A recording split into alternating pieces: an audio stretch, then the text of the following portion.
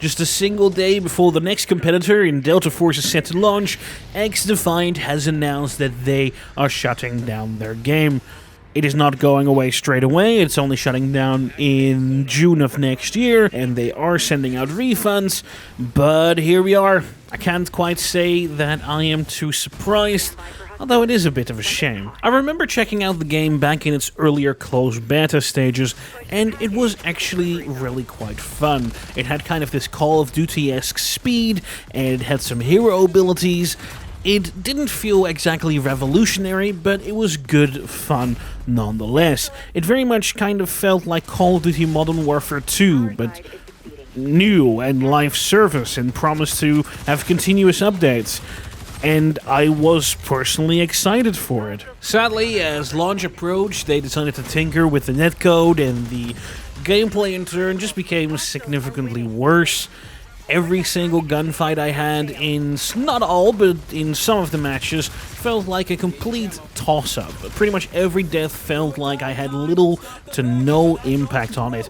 And with a very few exceptions, like if you were using a one-shot weapon like a sniper rifle, or if you were using some of the more meta guns with a higher rate of fire, it just didn't feel like you had a significant impact on the gunfight. And this was really quite bad, and at its peak when they started to do their open betas. So most people were kind of assuming that it was probably because they were allowing more players to play the game, and somehow the master server in some way couldn't handle the amount of players, and that was causing the issue. So then it would be an easy fix, right? Just have more servers, make more servers carry less people, and then everything would be great. But that really didn't seem to happen. They acknowledged the issues, and then they delayed the launch a couple of times, and then when the game did finally launch, after all the delays, the hit registration and the netcode were still the same. Very, very quite bad.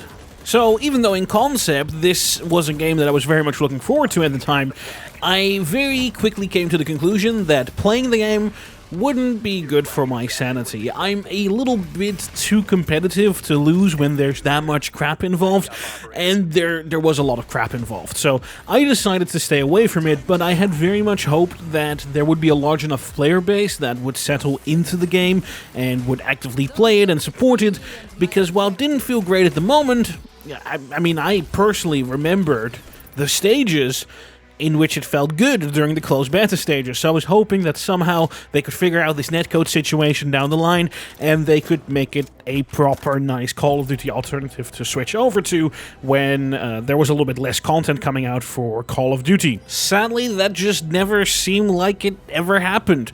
I returned a couple of times when the new seasons came out, and then I would play a couple of matches. I would very quite quickly realize that it was still the same bad netcode, and it was unsatisfying to play, so I stopped again. There were certainly players that stuck with the game, that found a way to thrive in the weird netcode. I've heard of people VPNing to a different area so they had the ideal amount of latency, or that they would move in a certain way, like slide jump, so that their hitbox would be dislodged or something. Anyway, those were things that I didn't feel like doing, so I stayed away from it, because I didn't want to learn something that I would assume they would fix. They wouldn't think of it as a feature in some way. So I just went back to playing Call of Duty. Until later. I guess that later never came.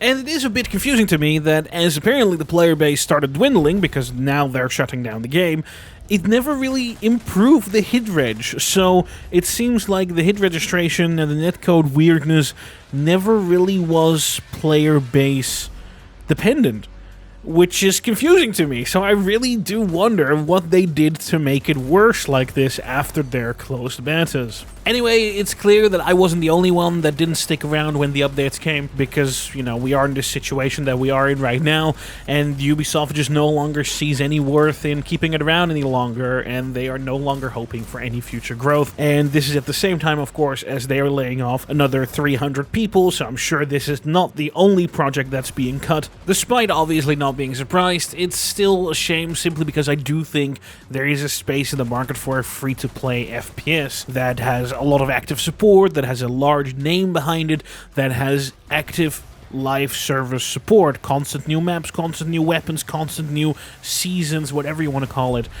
It seems like the only one that is able to do that would be Call of Duty, which is why it's a shame now that we never got Call of Duty Online in the West, which is a Chinese exclusive release, because in China they never received the original Call of Duties because of their console ban and their very strict publishing rules that they have. So they got Call of Duty Online, which has since also shut down, is now replaced by Call of Duty Mobile, because mobile gaming is big. Anyway, in that respect, it seems like the only COD killer could be Call of Duty itself, which is exactly the reason why they aren't doing it, obviously, because why would you release a permanent-style live service game that you add on to forever if you can make a yearly-style live service game that, you know, prints another 80 euros every single year, on top of also selling a shit ton of microtransactions.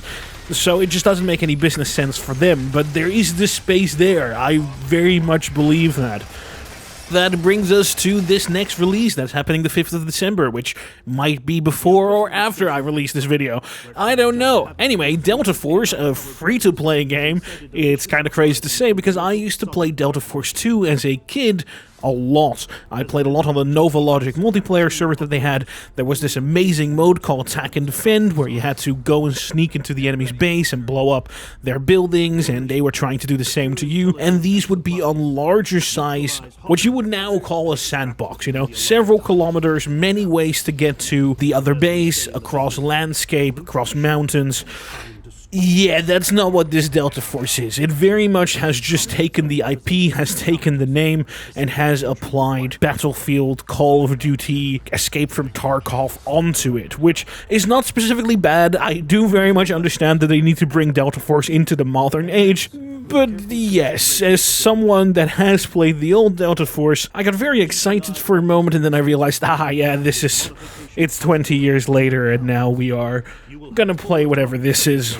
Delta Force did already have a couple of open betas, and from what I have played, it is actually really quite nice. It very much reminds me of Battlefield. It kind of feels like Battlefield 2042, where it is kind of near futuristic, but still uses modern guns and slightly future guns, but a lot of current guns, and I think it's smart that they are not trying to be Call of Duty. I very much think it is smart of them to try and be more like Battlefield in their main multiplayer mode, because Battlefield doesn't have a yearly release, and right now it has been quite a bit since the latest Battlefield game has released, being 2042. So I do think there is actually a really nice open space for them to go and release. And it does also have a couple of close quarters modes, which are more Call of Duty-esque, but it still has that slower gameplay that you would find in a Battlefield-style game.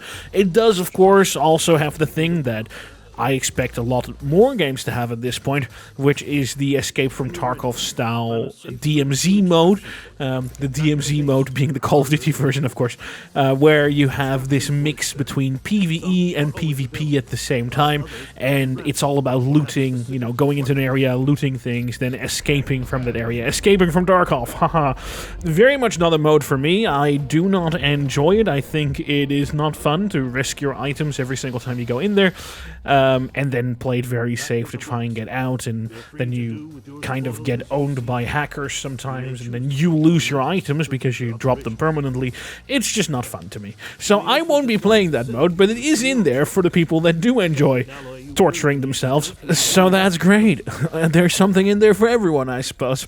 Now, having said that, for people that think, oh, Delta Force, that's serious shooter, hardcore, wow. No, the Chinese exclusive version of the game that has already been released, and you can already look at its microtransactions, let's just say that they have wacky skins in there, and they are very much going to be coming over to the West as well.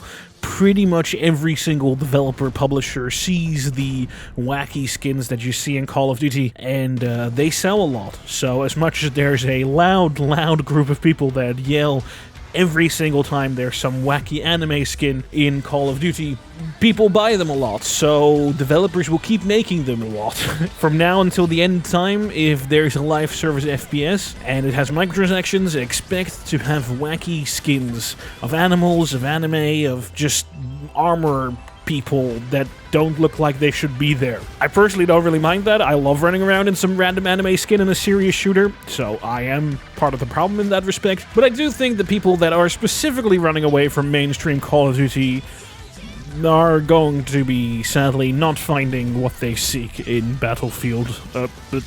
Delta Force. Jeez, I got confused there myself for a moment. Anyway, guys, I guess I'll be checking out Delta Force free-to-play's release soon, and I hope to see you in the next video. That's probably Delta Force. Yeah.